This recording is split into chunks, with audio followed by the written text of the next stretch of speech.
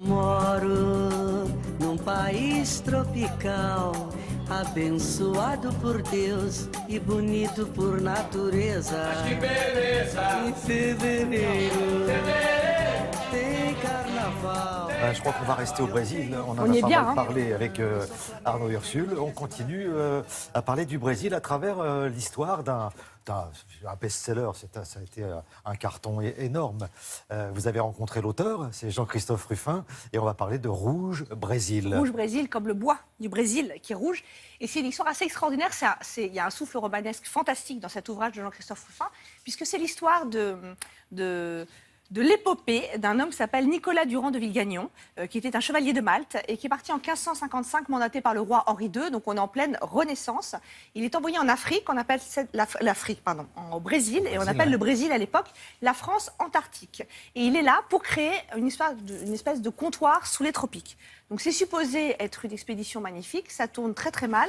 Et l'histoire est racontée à travers le regard de deux orphelins, un frère et une sœur, qui s'appellent Juste et Colombe. Donc écoutez Jean-Christophe Rufin vous parler de ce livre. Je vous mets au défi de ne pas avoir envie de le lire après.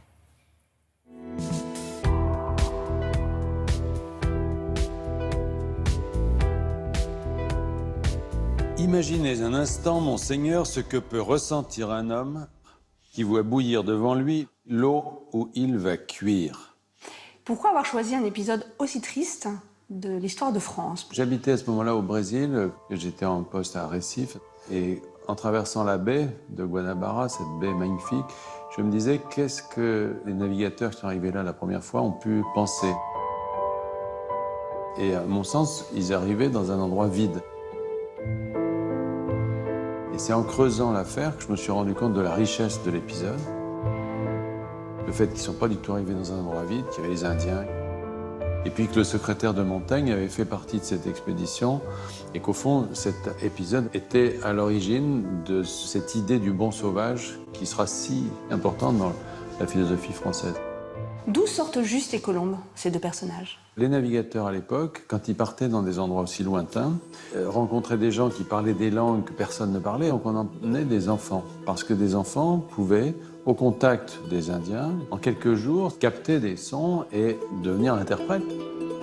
À l'époque, vous disiez qu'il y avait un petit peu de vous aussi. Oui, parce qu'ils sont en quête de leur père, ce qui était mon cas, parce que mes parents se sont séparés très tôt. Et c'est quelque chose que je retrouve dans tous mes livres, alors que je ne le mets pas volontairement, mais bon, voilà. Je vais aller voir un concessionnaire Freud peut-être. Et puis, il y a sans doute aussi cette idée de voyage d'un enfant qu'on arrache au monde de l'enfance, qui va apprendre la langue des adultes, avec sa violence, avec sa nouveauté, son inconnu.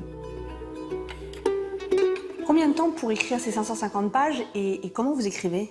6 semaines à peu près, Wow. parce que je lis, je réfléchis, je rêve. Et puis quand le livre est prêt, ça va très vite. En revanche, je perds beaucoup de temps sur les plans. Pour créer de la matière humaine, des événements qui s'enchaînent, qui s'emboîtent, avec des psychologies qui sont cohérentes, et il faut beaucoup travailler cet aspect des plans. Il y a des rebondissements, c'est un Rubik's Cube, si vous voulez. Est-ce que vous attendiez au tabac de Rouge Brésil? Jusqu'à Rouge Brésil, moi j'étais un passager clandestin de la littérature. J'étais quelqu'un qui avait un autre métier. Et là, avec le prix Goncourt, d'abord vous êtes repéré, mais ça change tout parce que c'est... D'abord on fait une tournée. Le Goncourt de l'année, c'est un peu, on le trimballe comme le Saint-Sacrement. Vous arrivez quelque part, il y a les corps constitués, voilà, bon. Et ça a été extrêmement intéressant. Et je crois que c'est ce qui m'a permis d'acquérir le contact avec ce lectorat et de le garder. J'en suis très reconnaissant à ce prix. Alors on va préciser que ce n'est pas son premier prix Goncourt, en fait, à Jean-Christophe Rufin. Effectivement, il en avait eu un précédemment. Il avait eu le prix Goncourt de meilleur espoir, si vous voulez, d'écrivain, pour l'Éthiopien. Ce qui est assez formidable avec Jean-Christophe Rufin, c'est que c'est vraiment un homme, c'est un surdoué, c'est un homme qui s'est fait tout seul. Il est de Bourges et il me disait, moi enfant, je connaissais Bourges ou éventuellement Bourges. Paris était totalement chimérique. C'était une ville, vraiment, c'était inatteignable. Et puis il est devenu médecin. Donc voilà, donc il s'est mis à quitter évidemment Bourges et puis il a cofondé Médecins du Monde Donc du coup, il s'est mis à voyager. Et c'est là qu'il a puisé la source pour écrire ses romans. Donc l'Éthiopien, qui a eu le Goncourt précédent pour Meilleur espoir des Goncourt, pour premier roman en fait, il s'est directement inspiré d'une de ses équipées en Éthiopie. Et Rouge Brésil, parce qu'après avoir été médecin, il est devenu diplomate. C'est un homme qui est multicarte, il sait tout faire. Et il était donc attaché culturel à Recife. Donc il s'inspire à chaque fois de là où il est. Et il est ultra doué parce qu'il est aussi bon médecin qu'humanitaire, qu'écrivain, la preuve quand même, de Goncourt, sinon rien, c'est le minimum.